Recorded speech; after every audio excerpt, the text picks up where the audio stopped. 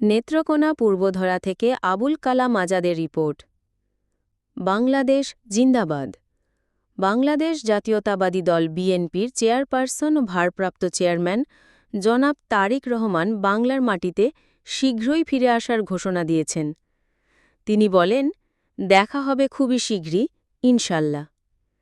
এই প্রতিশ্রুতির মধ্য দিয়ে দীর্ঘদিন ধরে অপেক্ষারত দেশবাসীর হৃদয়ে নতুন আশার সঞ্চার হয়েছে।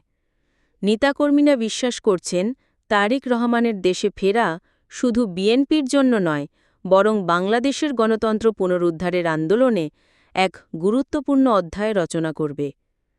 চলুন সরাসরি শুনে আসি ওনার মুখ থেকেই সেই দৃঢ় প্রত্যয়।